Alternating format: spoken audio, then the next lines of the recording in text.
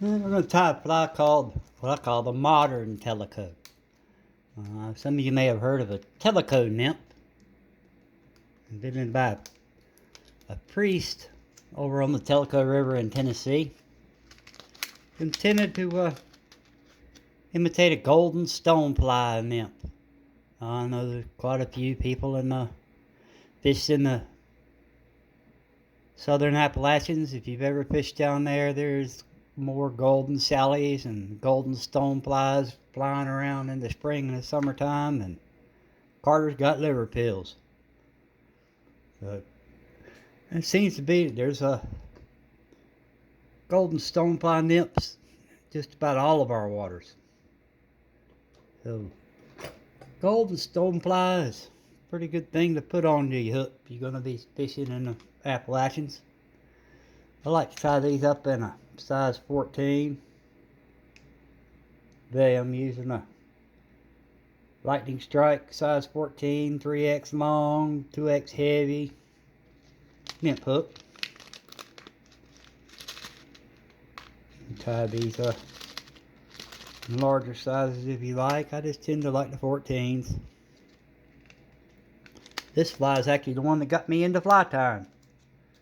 There was a local shop here in North Carolina that used to carry these, what I call modern Tellicos, and had them for the longest time. Up till then, I was like Kierak's buddy. When you asked him about flying ties, he said, "How much are they? I'd take a dozen." Well, that was me for years and years. Had buddies always telling me, "Man, you need to start tying flies. You need to start tying flies." I wasn't so interested in learning how to tie flies. I was still trying to learn how to catch a fish fly fishing. But when my local shop stopped carrying these things, well, that's when I threw in the towel and decided I'd start tying. Well, ever since then, never looked back. Now I like it because you can tie up something you can't find in your local shop. You can find local forage. I do a lot of warm water fly fishing, and you can match your local forage for your bass or whatever. And there's nothing like tying flies. I mean, and then catching fish on them. So you get just so much opportunity, so many choices to make with your material and your color and your size, and plus, like I say, you can match what the fish you're feeding on in the waters that you actually fish. So I've got a 14. Here I've got a bead to fit a size 14 hook. Some old beadsers here. Get the bead on the hook. Get it secure in the vise. Nice, secure in the vise. Let me put some pressure on this. Some people have heard of a Tellico Nymph. And the originals are tied a little different. I still tie the originals here and there, but I like this modern, what I call the modern version. And it's just, like I say, a personal preference. Okay, we got our hook in the vise. We're going to use some 015 lead-free wire. Help weight it down.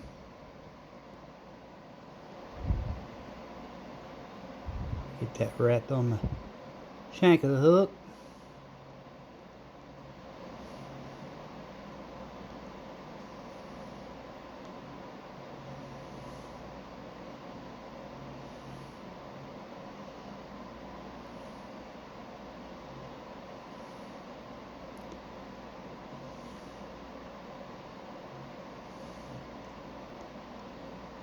No waste method.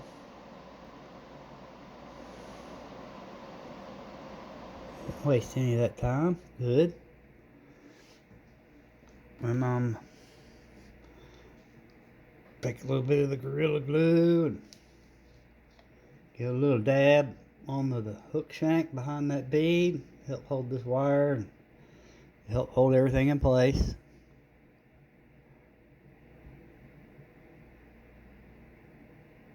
Don't take much. You ain't gotta go crazy. You'd be surprised how little of a glue that you really need to use.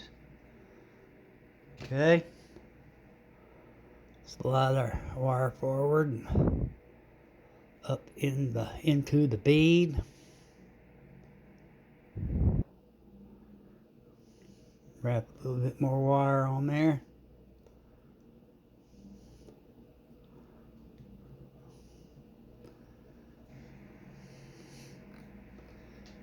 Okay, normally I'm going to be using white for the back of the body. You can just go ahead and use yellow. I'm using white because before I started the video I forgot to put some yellow thread in the bobbin, so no biggie. You could use black, but the thing is, if you're going to use floss, which this fly has floss, if you use a dark color under the floss, when it gets wet it makes the floss dark. So if you use black thread underneath the yellow body, it'll make it real dark.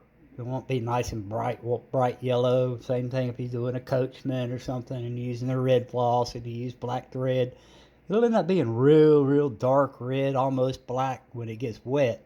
Looks pretty dry, but you want to keep it more true to the color you're intending.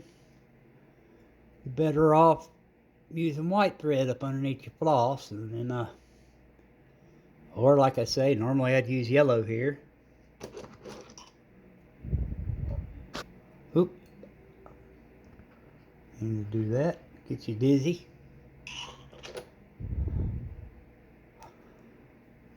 So we got our thread jam knotted on right behind that wire. Back to the start of the bend of the hook. Alright, for the tail on these, using a pheasant tail, not a golden pheasant.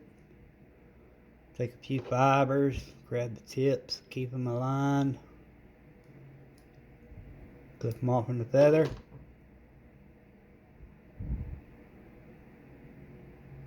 Keep the ends nice and aligned. I like this to be, you know, about maybe 2/3 of the shank of the hook, maybe a little less. P-trap. Get that started. Yeah, it's a little long. Shorten it up a little bit. That's looking good. Wrap forward. Trim it off right at the wire to help us with our taper. Stoneflies. I don't really have that much of a tapered body, but still just forced to have it. I like that taper in my body. I will go ahead now and wrap them up over that wire a little bit. Up to the bead.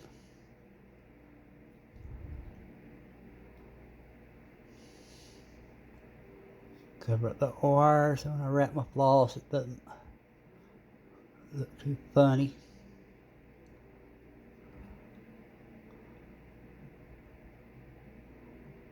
Fix that transition between the two a little.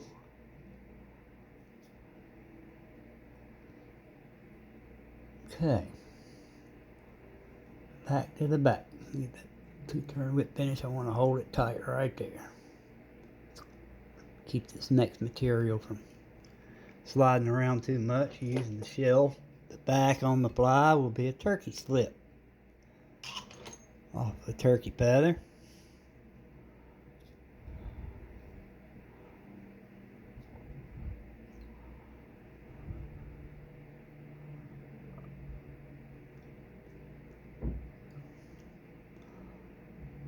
Okay.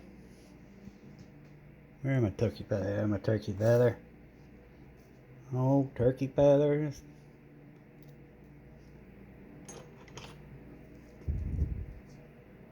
I'll get me a slip about as wide as the hook gap or so. Maybe just a hair more. Slip it off. Turn it over so the shiny side's down.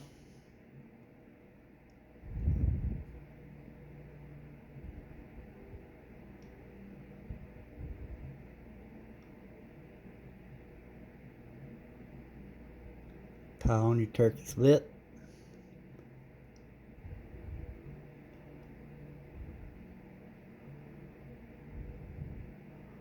Then we're going to use a peacock herl. You can clip it from the eye, or you can get the packs of strung peacock herl. A couple strands here.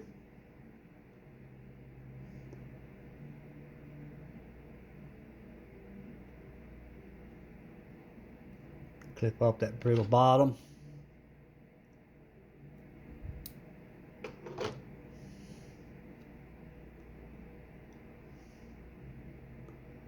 Tie it in nice.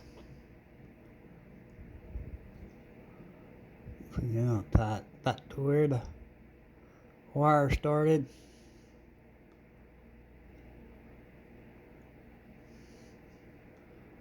That's usually where I start everything here. End up helping with that taper.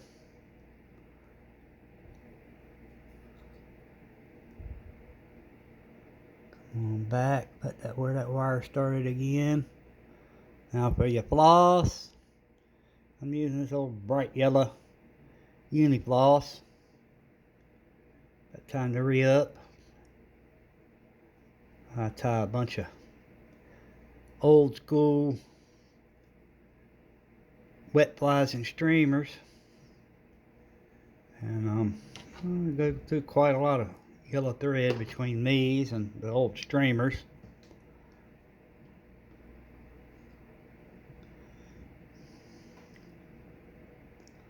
I'll tie in my floss.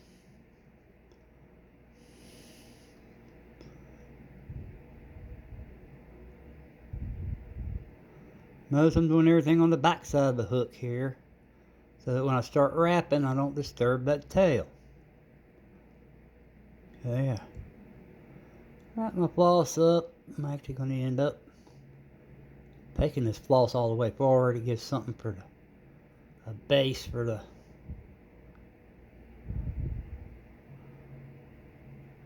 legs. Alright, now you do your floss.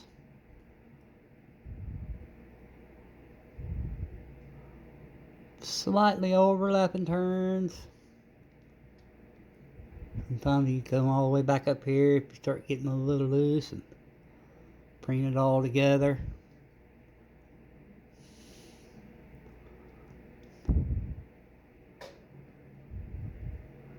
Wrap your floss. I'm going to come all the way up to the bead, tie it off and trim it. Even though the front part of that's not really going to show, if it does show anything, you'll be seeing yellow. Okay, tie off my floss.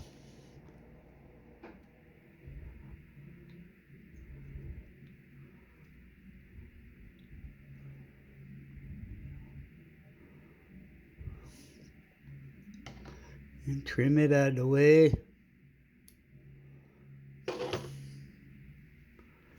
I grab that peacock herl, same thing. I come to the back, and it's open, palmer it forward. Oops, had one of them break, which is just fine.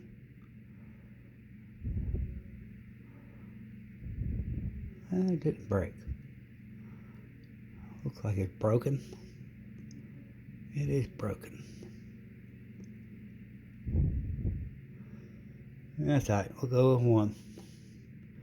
Just kind of giving it that look of rib or body segments. Take it forward. Tie it off.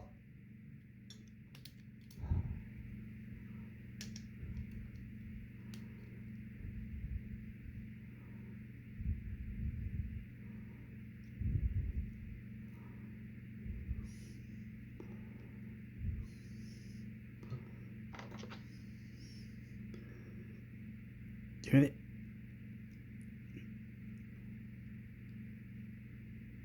That floss, there we go.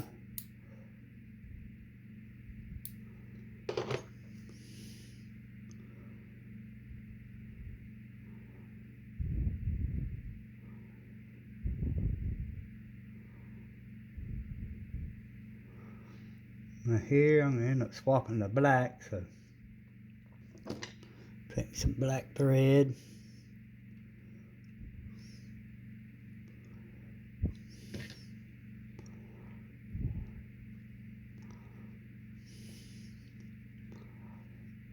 Not necessary, especially if you start with yellow, to do this part. I'll just do the whole fly in yellow. Oh, what am I doing? I'll tie off that black, trim the tag in.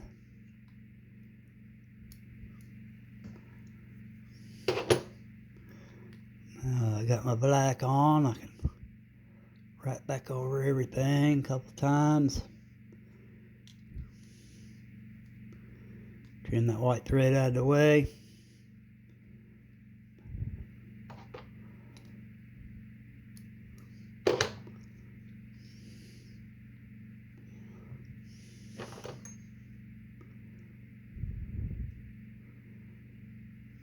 That's looking good. And I'll take a old saddle feather, size 14, size for a 14. This is 14 hook, so could use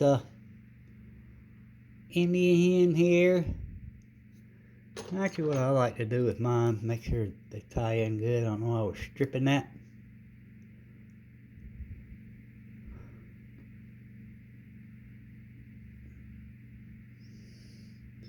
I'll take it and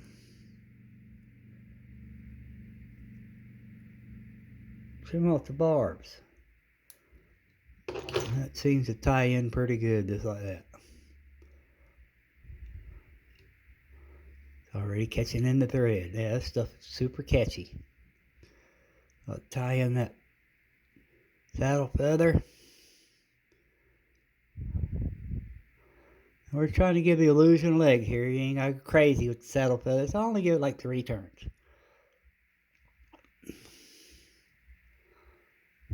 Even that might be too much with this good whiting saddle feather.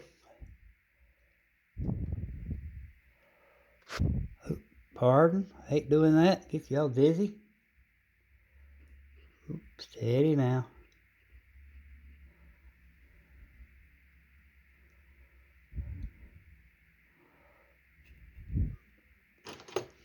Trim that out of the way. Trim the feathers off the top.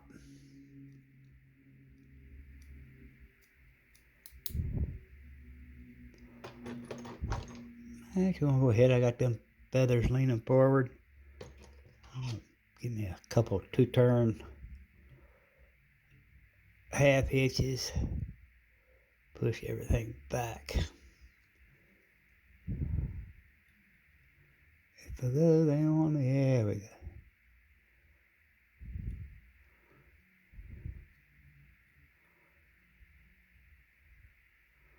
Could trim them. We'll just leave them just like that. And you bring your turkey slip forward over everything.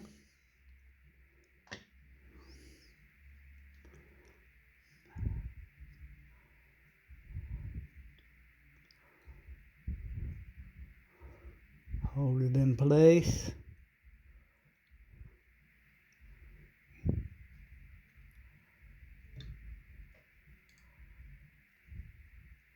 Couple good securing wraps. I just like to fold it back and go back over it. Trim that out of the way. Pretty close to your thread, ain't so important. Matter of fact, you could leave it a little bit longer and make it look like the thread case.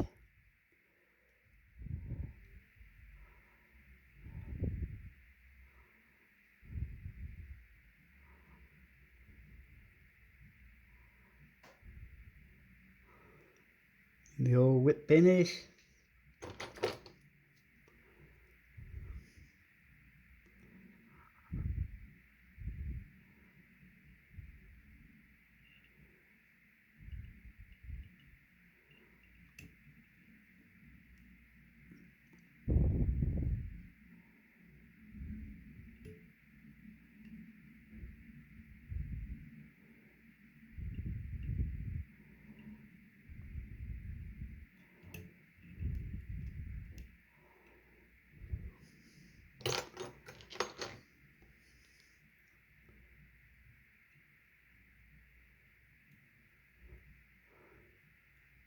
And those wild hairs leaning out in the front that didn't get moved back with the half hitch tool. At this point, I like to take it and I'll give that back a good coat of Sally Hansen's.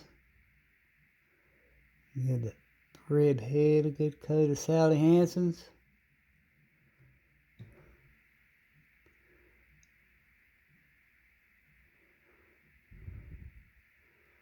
And there you go.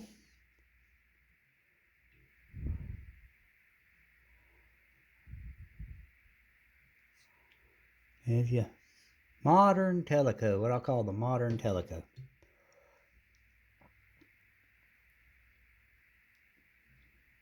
Golden stonefly nymph imitation.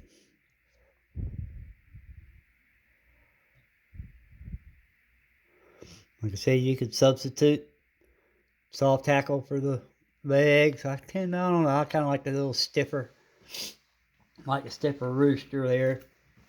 I like it to stick out a little bit more, look like legs. I know sometimes with the soft tackle it gets it starts laying back on the body a little bit too much. I really do like this pattern.